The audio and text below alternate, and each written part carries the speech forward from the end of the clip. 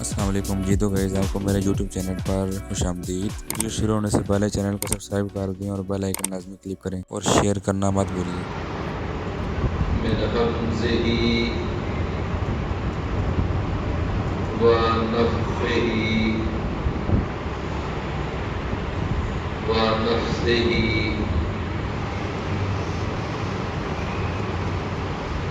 ما أصاب من مصيبة في الأرض ولا في أنفسكم إلا في كتاب من قبل أن نبرأها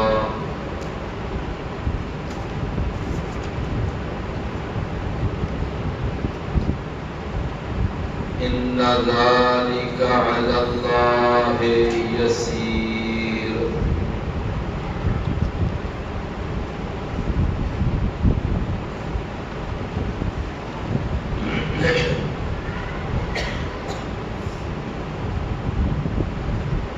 ما أصاب من مصیبت نہیں پہنچتی کوئی مصیبت فی الارض زمین میں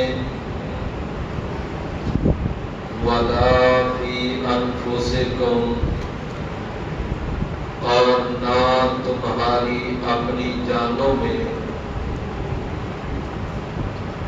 الا فی کتاب مگر وہ سب ایک کتاب میں لکھی ہوئی ہے من قبل ان نبرأها اس سے پہلے کہ ہم اسے پیدا کریں. ان ذلک علی اللہ یسیر بے شک یہ اللہ تعالی پر آسان ہے.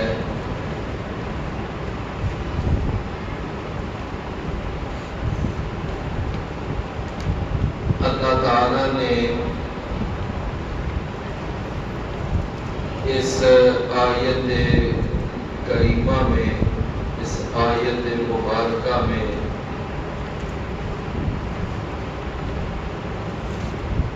ایک بڑا ہی اہم موضوع ہمیں سمجھایا ہے.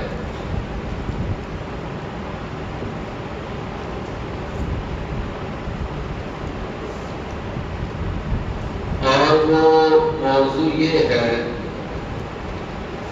کہ اللہ تعالی ارشاد فرما رہے ہیں کہ اے انسانوں تمہیں کوئی بھی مصیبت پہنچتی ہے تو یاد رکھو وہ مصیبت جو ہے وہ چاہے اس کا تعلق زمین کے ساتھ ہو، زمین کے ساتھ فی الارض زمین میں، یعنی کوئی مصیبت جو تمہیں زمین میں پہنچتی ہے، اس مصیبت سے عام طور پر وہ مصیبتیں مراد ہیں کہ جو اکثر و بیشتر زمین کے بہت بڑے بڑے حصے کا احاطہ کر لیتی ہے. مثلا کسی جگہ پر کوئی سیلاب آ گیا، کوئی قحط سالی پڑ گئی، زمین بنجر ہو گئی، فصل نہیں اگ رہی، اناج نہیں اگ رہا، اور اسی طرح کوئی طوفان آ گیا، کوئی آندھی آ گئی. اب یہ ساری ساری جو مصیبتیں ہیں ان کا تعلق زمین کے ساتھ ہے. قحط سالی، سیلاب، آندھی یا زلزلے. اسی طرح یہ جو بد امنی ہے، خوف و ہراس، اور یہ قتل و غارت کی وارداتیں اور دہشت گردی کی وارداتیں، تخریب کاری،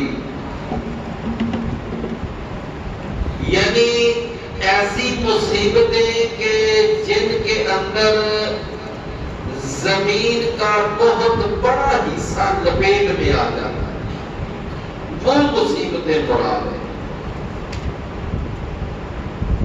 فرمایا ما اصاب من مصیبت فی الارض، نہیں پہنچتی کوئی مصیبت زمین میں. تو یہ زمین میں کا مطلب سمجھ آ گیا نا کہ جس کا تعلق زمین کے ایک بڑے حصے کے ساتھ ہے. زلزلے، آندیاں، سیلاب اور یہ قحط سالیاں وغیرہ. فرمایا وَلَا فِي أَنفُسِكُمْ، اور نہیں پہنچتی کوئی مصیبت کہ جس کا تعلق خاص طور پر تمہاری جانوں سے ہوتا ہے، تمہاری جانوں میں.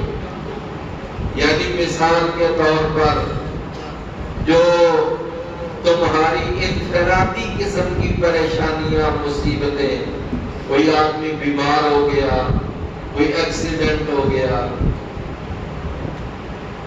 یعنی یہ یوں سمجھ لیں کہ ایک ہے انڈیویجولی کوئی مصیبت کسی پہ آ جانا، اور ایک ہے اجتماعی طور پر مصیبت کا آنا. فی الارض میں اجتماعی مصیبتوں کا بیان ہے، اور فی انفسکم میں انفرادی مصائب کا اور پریشانیوں کا تذکرہ ہے. تو کیا پھر مطلب ہوا کہ اے انسانوں، تمہیں کوئی بھی مصیبت پہنچتی ہے، وہ اجتماعی ہو یا انفرادی ہو، اس کا تعلق ایک بہت بڑے ملکی سطح پر ہو یا تمہارے ایک گھر کی سطح تک ہو،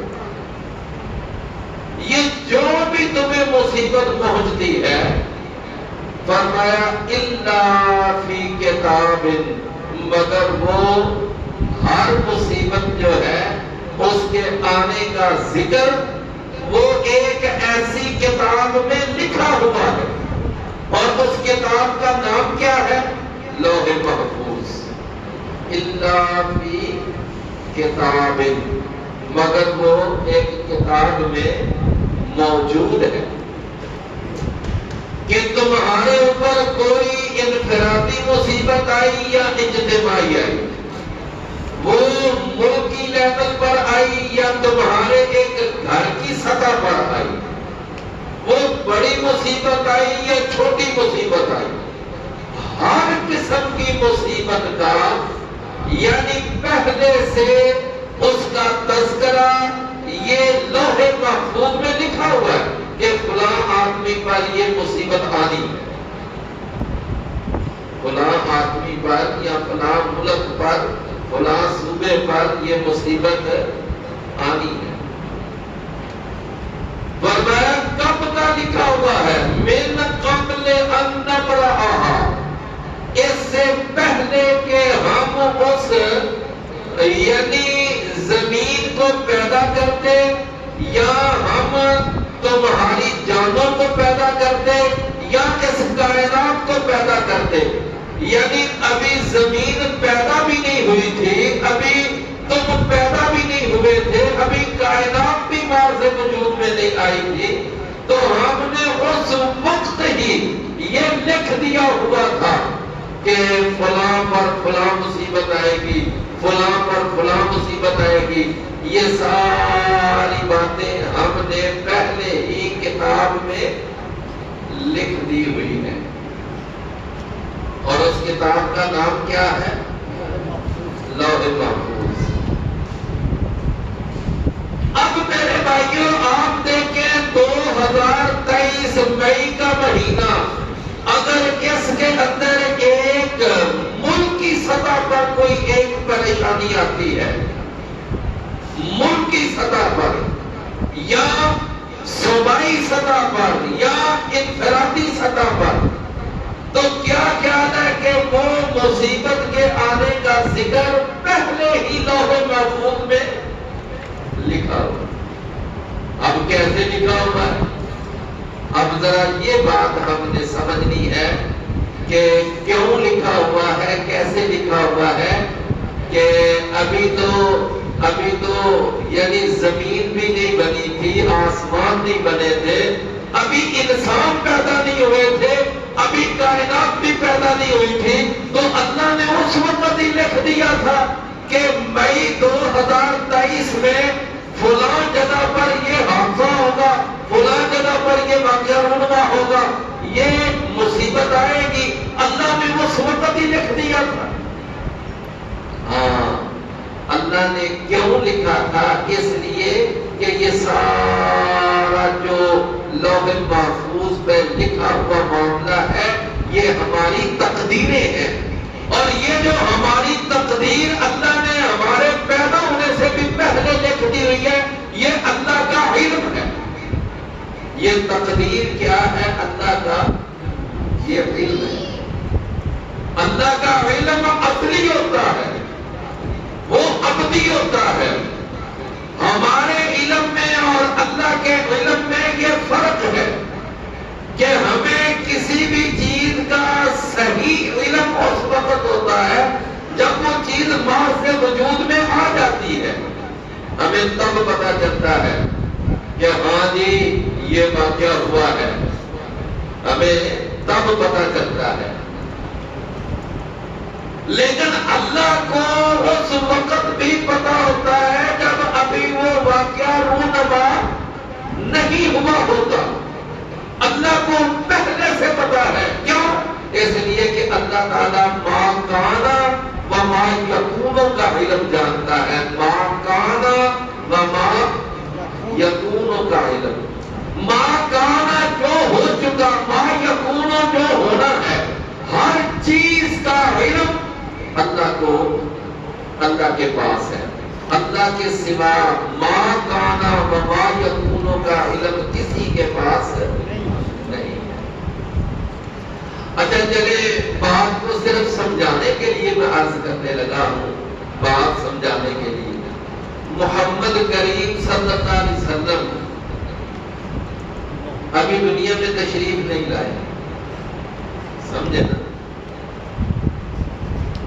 تو نبی کریم صلی اللہ علیہ وسلم یعنی ابھی دنیا میں آئے نہیں ہیں، لیکن آپ کے آنے کی بشارتیں وہ اجمالی طور پر کتابوں میں موجود تھی کہ وہ ایک نبی آئے گا، وہ ایک رسول آئے گا، اور وہ مکہ میں پیدا ہوگا، ہجرت کر کے کھجوروں والی بستی میں جائے گا، یہ ساری باتیں۔ اچھا، یہاں تک کہ انجیل کے اندر تو آپ کا اسم گرامی بھی بیان کر دیا گیا کہ اسمہ احمد، کہ اس کا نام احمد ہوگا۔ اب یہ باتیں بھی اللہ نے بیان کی تو پتہ چلا، اللہ نے بیان کی تو پتہ چلا، سمجھے نا؟ اچھا، لیکن اب ذرا تھوڑا سا اور آگے سمجھے۔ میں ایک اور شخص کا نام لے لیتا ہوں کہ ابو بکر صدیق، ابو بکر صدیق رضی اللہ عنہ، یہ افضل البشر بعد الانبیاء ہے۔ تو کیا ابو بکر صدیق رضی اللہ عنہ کے بارے میں پہلے کوئی جانتا تھا جب تک وہ پیدا نہیں ہوئے تھے، جب تک انہوں نے زندگی نہیں گزاری تھی، جب تک انہوں نے خلافت نہیں کی؟ یعنی جب وہ آئے، پیدا ہو گئے، زندگی گزاری تو پھر ان کے حالات زندگی لکھے گئے، ان کے حالات حالات زندگی کہ وہ فلاں تاریخ کو پیدا ہوئے، فلاں تاریخ کو فوت ہوئے، پھر انہوں نے اتنی شادیاں کی، اتنے بچے تھے، اتنی بچیاں تھیں، ان کے سارے حالات زندگی کب لکھے گے؟ جب وہ پیدا ہو گئے، دنیا سے چلے گئے، پھر ہمارے علم میں۔ لیکن ابو بکر رضی اللہ عنہ بھی پیدا نہیں ہوئے تھے، ابھی دنیا میں نہیں آئے تھے، لیکن اللہ کو تو ان کے حالات زندگی کا پہلے سے علم تھا نا، سمجھے نا؟ کیوں علم تھا اللہ کو؟ اس لیے کہ اللہ کا علم ابدی ہے، اللہ کا علم ازلی ہے، یعنی ایک چیز ماضی وجود میں نہ بھی آئی ہو تو اللہ کو پہلے علم ہوتا ہے۔ تو بس اسی کو کیا کہتے ہیں؟ تقدیر۔ اسی کو کیا کہتے ہیں؟ تو اللہ نے وہی بات سمجھائی، وہی بات سمجھائی۔ اچھا آج کل جناب یہ بڑا شور پڑا ہوا ہے کہ یہ جی 9 مئی کو یہ معاملے ہوئے، کورٹ کمانڈر ہاؤس پر حملہ ہوا، فلاں جگہ پر یہ ہوا، جی ایچ کیو پر حملہ، سمجھے؟ اچھا آپ یہ بتائیں، جب تک یہ 9 مئی پر یہ سارا 9 مئی کے دن یہ سارا کچھ نہیں ہوا تھا، پہلے کسی کو پتا تھا؟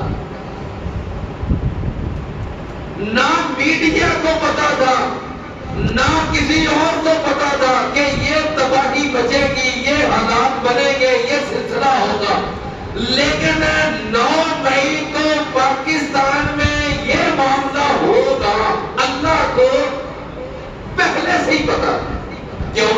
اللہ کا علم ازلی ہے، ایک چیز بعد سے وجود میں نہ بھی آئی ہو، اللہ کو پہلے ہی پتا۔ تو میرے پیارے بھائیوں اب ذرا سمجھیں، اللہ نے فرمایا ما اصاب من مصیبت فی الارض ولا فی انفسکم، نہیں پہنچتی تمہیں کوئی مصیبت جس کا تعلق زمین سے ہو یا جس کا تعلق تمہاری جانوں سے ہو، مگر وہ لکھی ہوئی ہے ایک ایسی کتاب میں کہ جو اس مصیبت یا اس کائنات کے پیدا ہونے سے پہلے سے کتاب موجود ہے، یعنی لوح محفوظ، وہ تو پہلے سے لکھی ہوئی ہے کہ یہ مصیبت آنی ہے۔ سمجھ آئی نا؟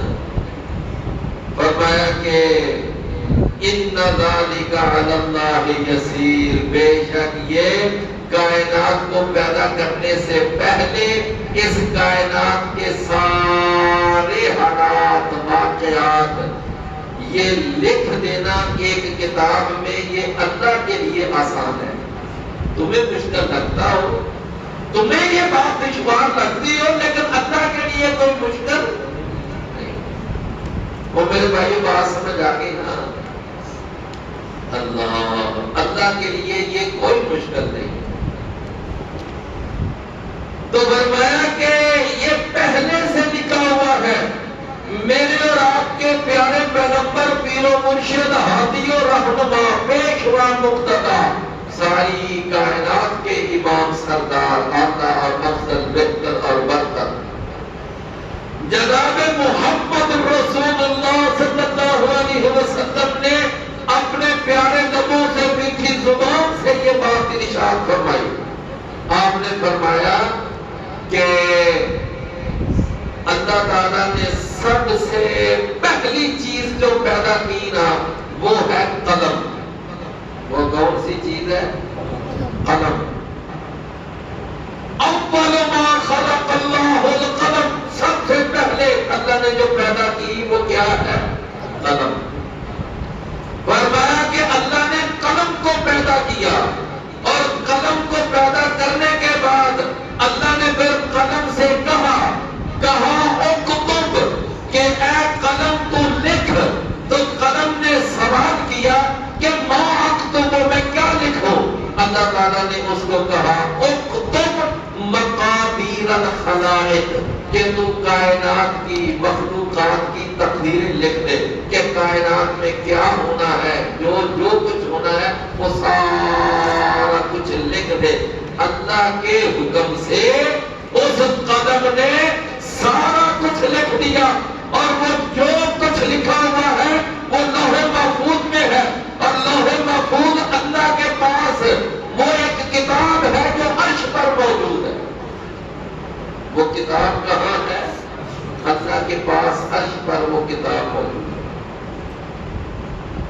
تو نبی صلی اللہ علیہ وسلم نے فرمایا کہ اللہ نے یہ قلم کو کب حکم دیا تھا؟ جتنی دیر پہلے حکم دیا تھا، فرمایا کائنات کو پیدا کرنے سے 50,000 سال پہلے اللہ نے یہ قلم کو حکم دیا تھا، اور کائنات کو پیدا کرنے سے 50,000 سال پہلے ہی یہ سارا کچھ، یعنی کائنات میں جو کچھ ہونا تھا قیامت تک، بلکہ جنت جہنم کے فیصلوں تک جو کچھ ہونا تھا سارا کچھ اس قلم نے لکھ دیا، اس قلم نے لکھ دیا، اور اسی کو تقدیر کہتے ہیں۔ اور یہ تقدیر کیا ہے؟ اللہ کا علم۔ تقدیر کیا ہے؟ اللہ کا علم۔ اللہ اکبر۔ اچھا، وہ ایک ہے جو ساری کائنات کا ایک اللہ نے یعنی ایک انسائکلوپیڈیا تیار کر دیا کائنات کے پیدا ہونے سے پہلے، فرمایا، اور اس کے بعد پھر ہر شخص کا الگ الگ بھی اس کا ایک جو ہے نا بایو ڈاٹا تیار ہوتا ہے، ہر شخص کا الگ الگ۔ نبی کریم صلی اللہ علیہ وسلم نے فرمایا کہ جب یہ بچہ ابھی ماں کے پیٹ میں وہ تخلیق کے مراحل سے گزرتا ہے تو فرمایا 40 دن تک تو وہ بحالت نطفہ رہتا ہے، بحالت نطفہ، اور پھر 40 دن تک وہ ایک خون کی شکل اختیار کر لیتا ہے، اور 40 دن تک پھر وہ گوشت کا لوتھڑا بن جاتا ہے۔ فرمایا جب یہ 40 جمع 40 جمع 40 کتنے ہو گئے؟ 120 دن جب یہ مکمل ہو جاتے ہیں تو فرمایا ایک فرشتہ آتا ہے، اور پھر وہ آتا اس کے بارے میں 4 چیزیں لکھ دیتا ہے۔ نمبر 1 یہ کتنا رزق کھائے گا، نمبر 2 کتنی عمر گزارے گا، نمبر 3 یہ عمل کون کون سے کرے گا، نمبر 4 یہ بالآخر یہ بدبخت ہوگا یا خوشبخت ہوگا۔ یہ 4 چیزیں اس کے بارے میں لکھ دی جاتی۔ یہ کیا ہے؟ ہر ایک کا یعنی انفرادی بایو ڈاٹا، وہ جو ہے وہ ہے ساری کائنات کا، پوری کائنات کا وہ انسائکلوپیڈیا ہے، اور وہ ہے لوح محفوظ، اور یہ ہے ہر شخص کا انفرادی۔ نبی صلی اللہ علیہ وسلم نے نا ایک موقع پہ فرمایا کہ ایک آدمی ساری زندگی اہل جنت کے کام کرتا رہتا ہے، اہل جنت کے کام، یہاں تک کہ اس کے اور جنت کے درمیان تھوڑا سا فاصلہ باقی رہ جاتا ہے، پھر وہ کوئی ایسا عمل کر بیٹھتا ہے کہ چونکہ اس کے بارے میں لوح محفوظ میں لکھا ہوا ہے کہ اس نے جہنم میں جانا ہے، حالانکہ وہ عمل کون سے کر رہا ہے؟ جنتیوں والے۔ فرمایا اس کے اور جنت کے درمیان تھوڑا سا فاصلہ رہ جاتا ہے، کوئی ایسا عمل کرتا ہے کہ اللہ کا لکھا ہوا اس پر غالب آ جاتا ہے اور وہ جہنم میں چلا جاتا ہے۔ سمجھ آئی نا بات؟ اسی طرح آپ نے پھر اس کے برعکس فرمایا ایک آدمی ساری زندگی جہنمیوں والے کام کرتا ہے، اور اس کے بارے میں تقدیر میں لکھا ہوتا ہے کہ اس نے جنت میں جانا ہے۔ فرمایا پھر کیا ہوتا ہے کہ اس کے اور جہنم کے درمیان بالکل تھوڑا سا فاصلہ رہ جاتا ہے، کوئی ایسا عمل کر دیتا ہے، ایسا عمل کہ وہ عمل کرنے کی وجہ سے وہ اہل جنت میں شامل ہو جاتا ہے۔ چونکہ اس کے بارے میں تقدیر میں لکھا ہے کہ اس نے جنت میں جانا۔ رسول اللہ صلی اللہ علیہ وسلم نے جب یہ باتیں بیان کی نا تو ایک صحابی نے کہہ دیا، اس نے کہا پھر اللہ کے رسول ہم لکھے ہوئے پر توقع نہ کر لیں، پھر عمل کرنے کی کیا ضرورت ہے؟ پھر ہمیں یہ نمازیں پڑھنے کی اور تلاوتیں کرنے کی اور روزے رکھنے کی اور کلاسوں میں آنے کی اور درسوں میں بیٹھنے کی، یعنی پھر اس کی کیا ضرورت ہے؟ ہم پھر اسے لکھے ہوئے پر نہ یعنی کہ بھروسہ کر لیں۔ نبی صلی اللہ علیہ وسلم نے فرمایا نہیں، فرمایا اعملوا، تم عمل کرو، فَكُلٌّ مُيَسَّرٌ لِمَا خُلِقَ لَهُ، جس کے لیے وہ پیدا کیا گیا ہے، جو اس کا حتمی اور قطعی معاملہ ہے، وہ اس کے لیے ضرور اس کو ان اعمال کی توفیق دی جائے گی، بالآخر وہ اسی پر جا پہنچے گا جس کے لیے وہ پیدا کیا گیا ہے۔ اگر وہ جنتی ہے تو وہ جنت والا کوئی نہ کوئی عمل کر لے گا کہ جنت میں چلا جائے گا، اگر وہ جہنمی ہے تو جہنم والوں کا عمل کر لے گا اور جہنم میں چلا جائے گا۔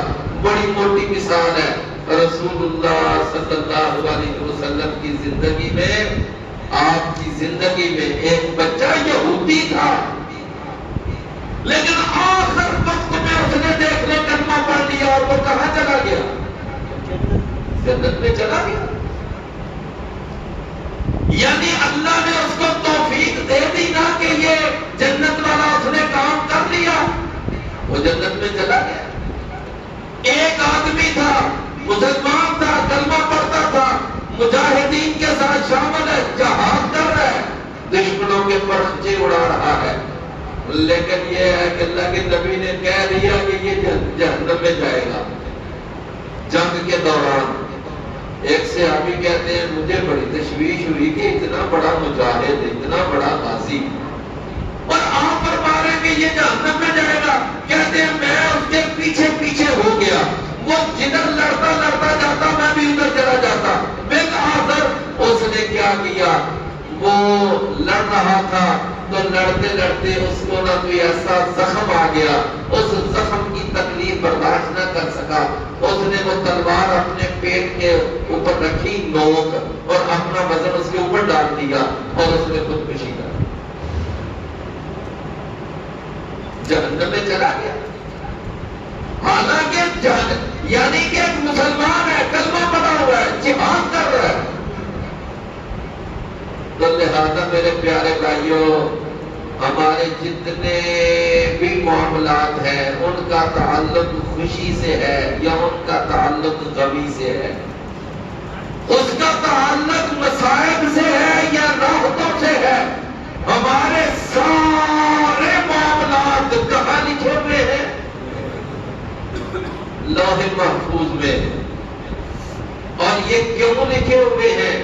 اس لیے نہیں لکھے ہوئے کہ اللہ تعالیٰ نے چونکہ وہ لکھے ہوئے ہیں اب ہم وہ کام کر رہے ہیں، نہیں، بلکہ ہم نے جو کام اپنے ارادے سے اپنے اختیار سے کرنے تھے اللہ کو ان کا پہلے سے علم تھا اور اللہ نے ان کو پہلے لکھ دیا۔ بس یہ معاملہ ہے۔ تقدیر اس کو کہتے ہیں کہ ہم نے جو کام اپنے ارادے اور اپنی نیت اور اپنے اختیار سے جو جو کام کرنے تھے وہ سارے کام اللہ کو پہلے معلوم تھے تو اللہ نے لکھ دیے۔ بات سمجھ آئی نا؟ اب بھائی ہم تجھے بتائیں کہ نماز پڑھنا یا نہ پڑھنا ہمارے اختیار میں ہے نا۔ اگر نماز پڑھنے آتے ہیں تو اپنے اختیار سے آتے ہیں، اور جو نہیں آتے وہ بھی اپنے اختیار سے نہیں آتے۔ تو اللہ کو پتا ہے کہ کس کس نے اپنے ارادے کے ساتھ اختیار کے ساتھ نماز پڑھنے جانا ہے، اللہ نے اس کے بارے میں لکھ دیا کہ یہ نماز پڑھنے جائے گا، اور کس کس نے گھر میں لیٹے رہنا ہے، سوئے رہنا ہے، اس نے نماز پڑھنے نہیں آنا، تو اس کے بارے میں بھی اللہ نے لکھ دیا اپنے علم کے تحت کہ یہ نماز پڑھنے نہیں جائے گا۔ تو اب اس کا یہ مطلب تو نہیں کہ ہم اس لیے نماز پڑھنے آئے کہ تقدیر میں لکھا تھا، یہ مطلب تو نہیں ہے نا میرے بھائی، بات سمجھ آ رہی ہے نا؟ لوگ تقدیر کا غلط معنی سمجھتے ہیں. تو اللہ تعالیٰ نے بڑی خوبصورت بات سمجھائی، فرمایا ما اصاب من مصیبت فی الارض ولا فی انفسکم الا فی کتاب من قبل ان نبرأها ان ذلک علی اللہ یسیر. بے شک یہ اللہ پر کیا ہے؟ بڑا ہی آسان. فرمایا کہ ہم نے وہ تقدیر میں کیوں پہلے سے لکھ دیا؟ ذرا غور سے بات سننا. لِكَيْ لَا تَأْسَوْا عَلَىٰ مَا فَاتَكُمْ، تاکہ تم نہ افسوس کرو، رنجیدہ ہو اس پر جو تمہارے ہاتھ سے نکل جائے، تمہارے ہاتھ سے فوت ہو جائے.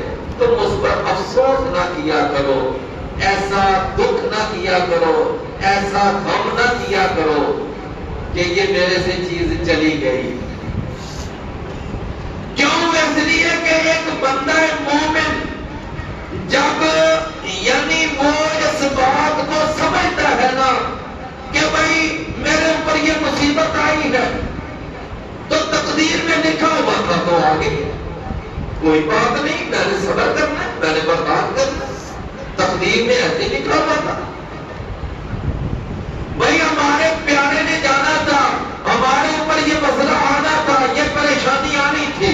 تو بندہ کیا ہے؟ یہ سوچ کر صبر کر لیتا ہے کہ یہ تقدیر میں لکھا ہوا تھا. بات سمجھے نا؟ اللہ اکبر. لِكَيْ لَا تَأْسَوْا عَلَىٰ مَا فَاتَكُمْ. فرمایا فَلَا تَفْرَحُوا بِمَا آتَاكُمْ. اور دوسری بات کہ جو تمہیں دیا ہے نا اللہ نے اس پر تم خوش بھی نہ ہو. اچھا یہاں پر ایک بات ذرا سمجھنے والی ہے اور توجہ طلب ہے کہ اللہ تعالیٰ کہہ رہا ہے کہ تاکہ تم اپنے سے فوت ہونے والی چیز پر غم نہ کرو اور ملنے والی چیز پر خوش نہ ہو. سمجھے نا؟ تو اب یہ کسی مصیبت پر غمگین ہونا اور خوشی کے موقع پر خوش ہونا کیا اللہ ہمیں منع کر رہا ہے؟ نہیں. یعنی کسی مصیبت کے موقع پر غم آ جانا، پریشان ہو جانا، یہ ایک فطری عمل ہے. اور کسی راحت اور خوشی کے ملنے پر انسان کا خوش ہونا یہ بھی ایک فطری عمل ہے. تو اللہ کس غم کرنے سے منع کر رہا ہے؟ کس خوش ہونے سے منع کر رہا ہے؟ یہ اس غم سے منع کر رہا ہے، اس خوشی سے منع کر رہا ہے کہ جو غم یا جو خوشی انسان کو اللہ کی نافرمانی والے کاموں کی طرف لے جائے، یہ اس غم سے اللہ منع کر رہا ہے، اس خوشی سے اللہ منع کر رہا ہے. اب آپ دیکھیں نا کہ ایک آدمی کو تکلیف پہنچی، چلا گیا. اب اس پر افسوس کرنا، اس پر غمگین ہونا ایک فطری عمل ہے نا.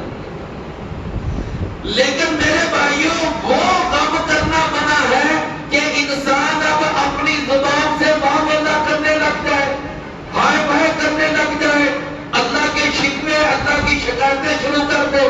یا اللہ تجھے میرا ہی بیٹا ملا تھا، سمجھے نا؟ اور اللہ تعالیٰ کے بارے میں نازیبا کلمات کہنے لگ جائے. یہ جو غم کا انداز ہے نا یہ منع ہے. نبی صلی اللہ علیہ وسلم کا بیٹا ابراہیم فوت ہو گیا، آپ کی گود میں اس بچے کی میت پڑی ہوئی ہے، 18 ماہ اس بچے کی عمر تھی.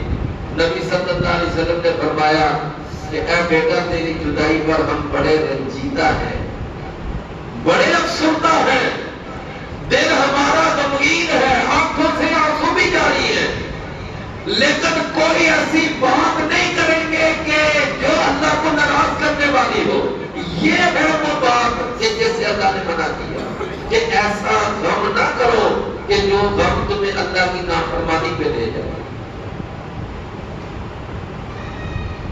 ماتم کرنا، نوحہ کرنا، بے صبری کرنا، بال نوچنا، رخسار پیٹنا، یہ غم کے موقع پر یہ سارے کام کون سے ہیں؟ انسان کو نافرمانی پہ لے کے جا رہے ہیں، یہ غم کا انداز بنا ہے۔ اسی طرح خوشی کے موقع پر خوش ہونا یہ بھی ایک فطری بات ہے، لیکن خوشی کے موقع پر انسان وہ کام کرنے لگ جائے کہ جو کام اللہ نے منع کیے ہیں، تو یہ خوشی کا انداز غلط ہے، یہ غلط ہے۔ ایک آدمی کو اللہ نے بیٹا دیا ہے، اب ٹھیک ہے اس بیٹے پر خوش ہونا، اللہ نے اولاد دی ہے، ایک اچھی بات ہے، انسان اس کا عقیقہ کرے، اللہ کا شکر ادا کرے اور اس کے لیے یعنی خوشی کا اظہار کرے۔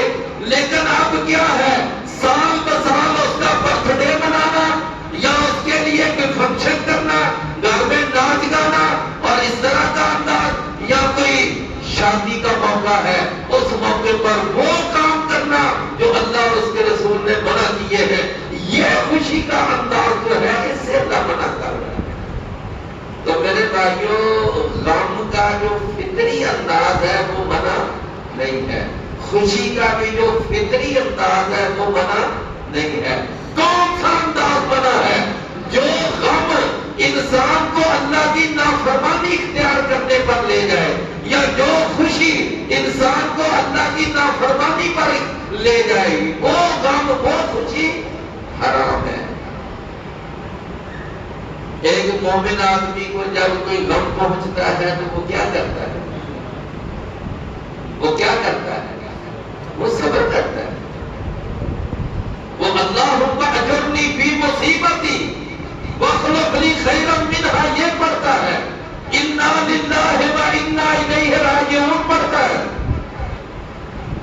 لیکن اگر کوئی نافرمان ہے، باغی ہے، کافر ہے، تو وہ کیا کرتا ہے؟ وہ بے صبری کرتا ہے، وہ ہائے ہائے کرتا ہے، وہ اس طرح کا انداز اپنا۔ ایک مومن آدمی کو خوشی ملتی ہے تو وہ کیا کرتا ہے؟ وہ اللہ کا شکر ادا کرتا ہے کہ یا اللہ یہ جو تم نے خوشی عطا کی ہے یہ سب تیرا کرم ہے، تیرا فضل ہے، اللہ کا شکر ادا کرتا ہے، سمجھے نا؟ اور جو کافر ہوتا ہے وہ فخر کرتا ہے، غرور کرتا ہے، تکبر میں آ جاتا ہے۔ تو دونوں کا فرق ہے کہ نہیں؟ مومن کے غمگین ہونے کا انداز اور ہے اور کافر کے غمگین ہونے کا انداز اور ہے۔ مومن کے خوش ہونے کا بھی انداز اور ہے اور کافر کے خوش ہونے کا انداز بھی اور ہے۔ تو اللہ نے فرمایا لِكَيْ لَا تَأْسَوْا عَلَىٰ مَا فَاتَكُمْ، نبی صلی اللہ علیہ وسلم نے نا ایک موقع پہ فرمایا کہ جب تم میں سے کسی آدمی کو کوئی مصیبت پہنچے، کوئی پریشانی آ جائے، یہ صحیح مسلم میں حدیث ہے، کوئی مصیبت آ جائے، کوئی پریشانی آ جائے، کوئی دکھ آ جائے اور انسان کی توقع کے خلاف اگر کوئی معاملہ ہو جائے تو فرمایا پھر کیا کہے؟ وہ یہ نہ کہے کہ اگر میں ایسا کرتا تو یہ مصیبت نہ آتی، اگر میں یہ کام نہ کرتا تو یہ مصیبت نہ آتی۔ فرمایا وہ اگر کا استعمال نہ کرے کہ اگر یہ کرتا تو یہ ہوتا، اگر یہ کرتا تو یہ ہوتا، سمجھے نا؟ ہوتا ہے نا؟ اب ایک آدمی گیا، باہر گیا، چوک میں گیا تو ایکسیڈنٹ ہو گیا، سمجھے نا؟ تو بندہ اگر یہ کہے اچھا ہوگا مینو گھر والے روک دے سن پہ تو میں پھر بھی ٹر گیا، اگر میں ان کے روکنے سے رک جاتا تو میں ایکسیڈنٹ ہوتا، مطلب یہ ایک مثال ہے۔ تو میرے بھائیوں، نبی کریم صلی اللہ علیہ وسلم نے فرمایا کوئی مصیبت آ جائے تو کبھی یہ نہ کہو کہ اگر میں ایسا کرتا تو مصیبت نہ آتی، اگر میں ایسا نہ کرتا تو مصیبت نہ آتی، یہ نہ کہا کرو۔ آپ نے فرمایا کیا کہا کرو قدر اللہ، جو اللہ نے تقدیر میں لکھا تھا وہ ہوا، قدر اللہ، یہ جو مصیبت آئی ہے یہ جو بیماری آئی ہے، یہ جو ایکسیڈنٹ ہوا ہے، یہ جو مسئلہ بنا ہے، یہ تقدیر میں لکھا تھا۔ وَمَا شَاءَ فَعَلَ، اور جو اللہ نے چاہا وہی ہوا۔ یہ کہا کرے قدر اللہ وما شاء فعل۔ فرمایا اگر نہ کہا کرے۔ آپ نے فرمایا یہ اگر کا جو لفظ ہے نا، یہ شیطانی عمل کا دروازہ کھولتا ہے۔ یہ اگر کس عمل کا دروازہ کھولتا ہے؟ شیطانی عمل کا۔ فرمایا کہ لِكَيْ لَا تَأْسَوْا عَلَى مَا فَاتَكُمْ وَلَا تَفْرَحُوا بِمَا آتَاكُمْ وَاللَّهُ لَا يُحِبُّ كُلَّ مُخْتَالٍ فَخُورٍ۔ اور اللہ تعالیٰ یعنی تکبر کرنے والے اور غرور کرنے والے کو اللہ تعالیٰ پسند نہیں۔ تکبر، غرور اور فخر اللہ کو پسند نہیں۔ اللہ کو کیا پسند ہے؟ عاجزی، انکساری، اللہ کو یہ پسند ہے۔ نبی کریم صلی اللہ علیہ وسلم نے فرمایا کہ وہ آدمی جو آکڑ کی چال چلتا ہے، اللہ کو یہ چال پسند نہیں ہے۔ وَلَا تَمْشِ فِي الْأَرْضِ مَرَحًا، کہ زمین پر آکڑ کے نہ چلا کرو۔ نبی صلی اللہ علیہ وسلم نے فرمایا جو کپڑا اپنے ٹخنوں سے نیچے لٹکا کے چلتا ہے، اللہ کو یہ بھی پسند نہیں ہے۔ کیوں؟ اس لیے کہ یہ تکبر کی علامت ہے۔ یہ کپڑا ٹخنوں سے نیچے لٹکا کے چلنا۔ نبی صلی اللہ علیہ وسلم نے فرمایا کل قیامت کا دن ہوگا، اللہ تعالیٰ ایسے انسان کو نظر رحمت سے دیکھے گا بھی نہیں اور اس سے کلام بھی کرنا پسند نہیں کرے گا، اور اللہ اس کو گناہوں سے پاک نہیں کرے گا۔ کون؟ کہ جو آدمی یہ تکبر والا انداز اپنا کر اپنا کپڑا، تہبند، پاجامہ، پینٹ وغیرہ اپنے ٹخنوں سے نیچے لٹکا کے چلے۔ کیوں؟ یہ انداز کون سا ہے؟ تکبر کا۔ نبی کریم صلی اللہ علیہ وسلم نے نماز کی حالت میں اس طرح ہاتھ رکھنے سے منع کیا۔ یہ جو انداز ہے نا، یہ انداز، یہ نماز کی حالت میں منع ہے۔ کیوں؟ اس لیے کہ اس کے اندر بھی ایک تکبر کی علامت ہے۔ رسول اللہ صلی اللہ علیہ وسلم نے کپڑے کو اس طرح اپنے گلے میں ڈالنا کہ اس کا ایک حصہ اس طرح یعنی نیچے لٹکا ہو، دوسرے سے نیچے لٹکا ہو، اس کو کہتے ہیں یعنی صدل۔ نبی صلی اللہ علیہ وسلم نے صدل سے منع کیا، یہ والا انداز۔ کیوں؟ اس کے اندر بھی تکبر ہے۔ آپ میری باتیں سمجھ رہے ہیں نا؟ آکڑ کی چال کیوں منع ہے؟ اس میں تکبر ہے۔ کپڑا ٹخنوں سے نیچے رکھنا کیوں منع ہے؟ اس میں تکبر ہے۔ نماز میں پہلووں پہ ہاتھ رکھنا کیوں منع ہے؟ اس میں تکبر پایا جاتا ہے۔ اپنا کپڑا دونوں طرف لٹکا کے رکھنا یہ بھی منع ہے۔ کیوں؟ اس لیے اس میں تکبر ہے۔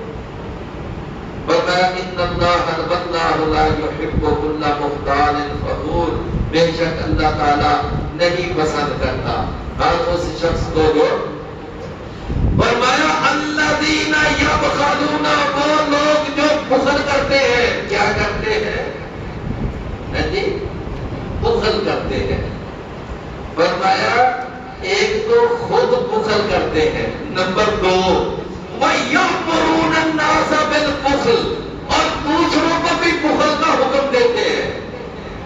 خود بھی بخل کرتے ہیں، دوسروں کو بھی بخیلی پر آمادہ کرتے ہیں۔ فرمایا جو خود بخل کرتے ہیں دوسروں کو بھی بخیلی پر ابالتے ہیں۔ فرمایا یہ وہ لوگ ہیں کہ جو فخور، مختال ہیں۔ اس کا معنی کہ اللہ کو یہ لوگ ناپسند ہیں، اللہ کو یہ لوگ اچھے نہیں لگتے کہ جو بخل۔ اچھا بخل کہتے کس کو ہے؟ بخل کس کو کہتے ہیں؟ بخل کہتے ہیں کہ جہاں اللہ نے خرچ کرنے کا حکم دیا ہے وہاں خرچ نہ کرنا۔ یہ کیا ہے؟ یہ بخل ہے۔ دیکھو زکوٰۃ فرض ہے، بندہ نہ دے، یہ کیا ہے؟ بخل ہے۔ عشر فرض ہے، بندہ نہیں نکالتا، یہ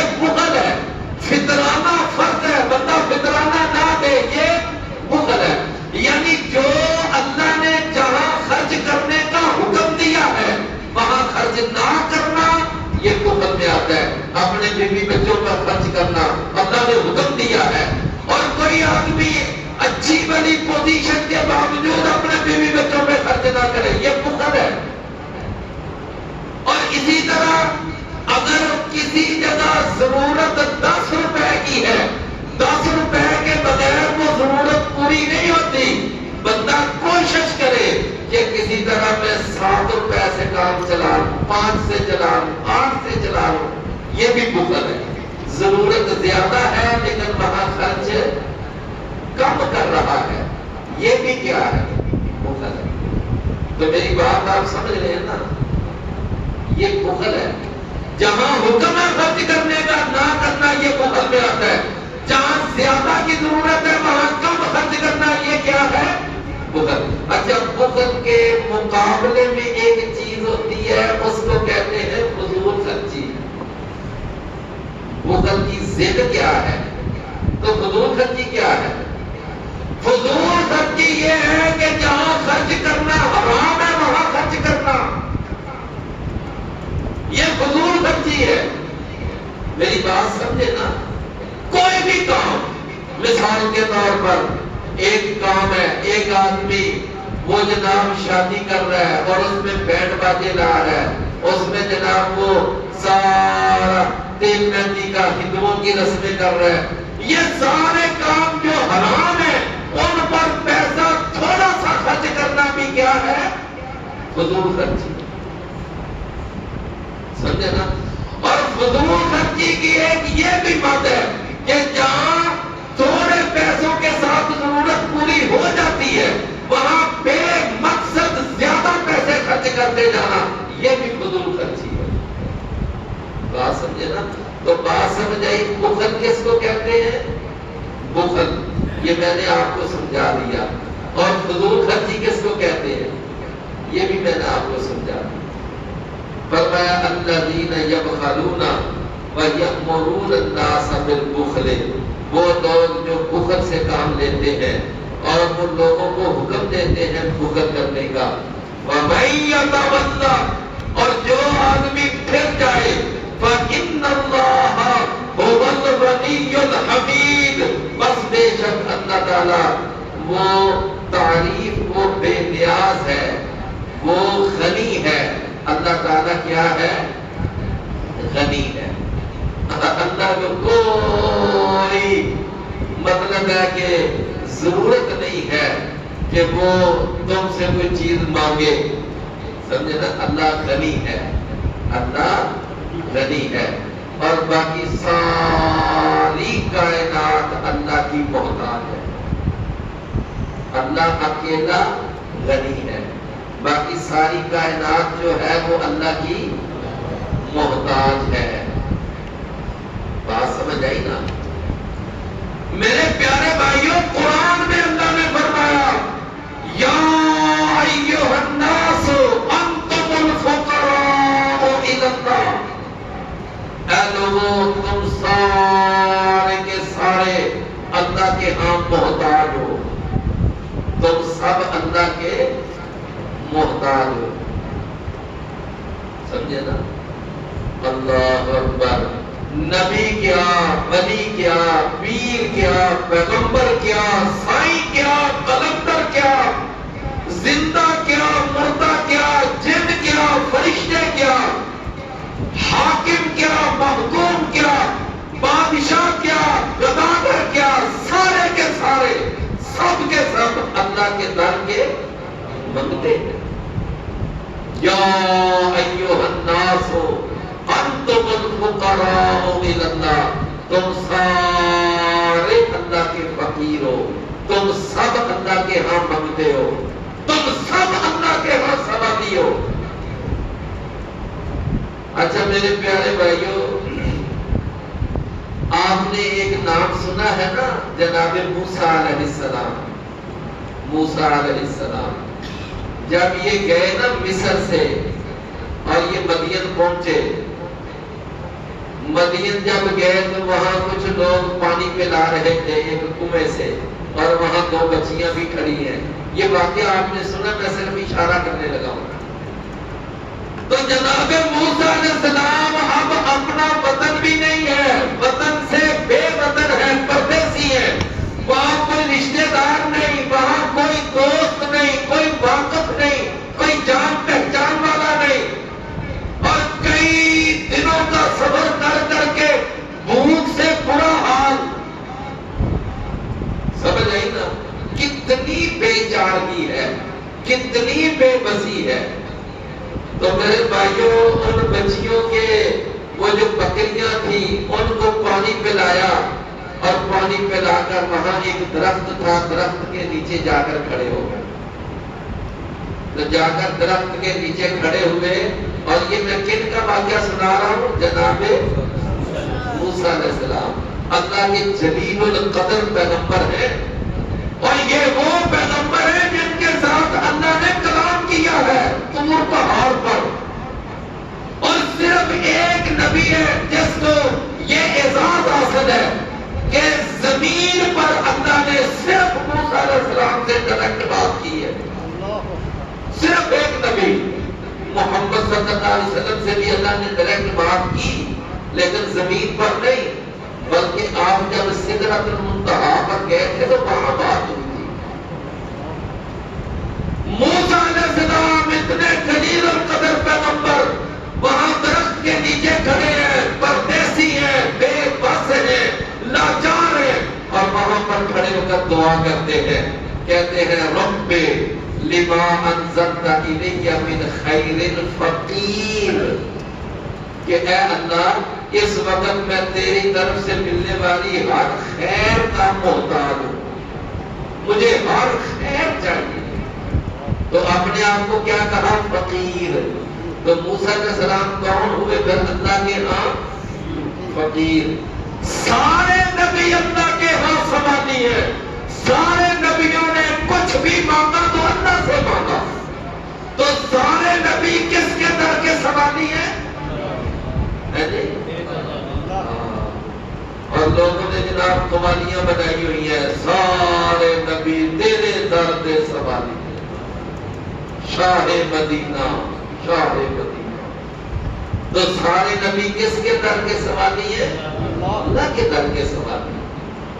آدم علیہ السلام کو کسی چیز کی ضرورت پڑی تو اللہ سے مانگا، ابراہیم علیہ السلام کو کوئی ضرورت پیش آئی تو اللہ سے سوال کیا، جناب ابراہیم، جناب یعقوب علیہ السلام، یوسف علیہ السلام، جس کو بھی جو ضرورت پیش آتی تھی اللہ سے سوال کرتا تھا، سمجھے نا؟ تو سارے نبی اللہ کے در کے سوالی ہیں۔ فرمایا کہ ان اللہ هو الغنی، بے شک فإن اللہ هو الغنی، بس بے شک اللہ تعالیٰ وہ غنی ہے، وہ ہی غنی ہے، اللہ تعالیٰ وہ ہی، یہ ہوا اسم ضمیر ہے اور الغنی بھی اسم معرفہ ہے۔ جب مبتدا اور خبر دونوں معرفہ ہو تو وہاں اثر کا معنی پیدا ہوتا ہے۔ کیا معنی اس کا؟ اس کا معنی یہ ہے کہ اللہ ہی غنی ہے، اللہ کے سوا کوئی غنی نہیں ہے، اللہ کے سوا کوئی غنی نہیں ہے، ہر کوئی محتاج ہے، کوئی تھوڑا محتاج، کوئی زیادہ محتاج، کوئی کسی چیز کا محتاج، کوئی کسی چیز کا محتاج، ہر کوئی محتاج ہے، صرف اللہ ہے کہ جسے کسی کی کوئی حاجت نہیں، سمجھے نا؟ وہ بے نیاز ہے۔ ہم سورہ اخلاص میں کیا پڑھتے ہیں؟ قل هو اللہ احد، اور آگے اللہ الصمد، اللہ بے نیاز ہے، اللہ کو کسی کی پرواہ نہیں۔ فرمایا الحمید، وہ یعنی تعریف کیا ہوا ہے۔ لو میرے بھائیوں،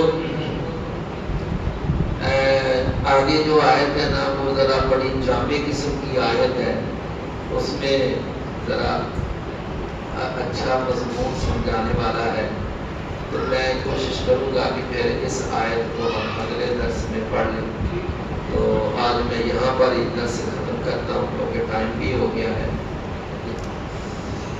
تو سبق کے حوالے سے میں ویڈیو پوری دیکھنے کے لیے بہت شکریہ۔ ایسی اچھی ویڈیو دیکھنے کے لیے چینل کو سبسکرائب کر دیں تاکہ سب سے پہلے ویڈیو آپ کے پاس پہنچے۔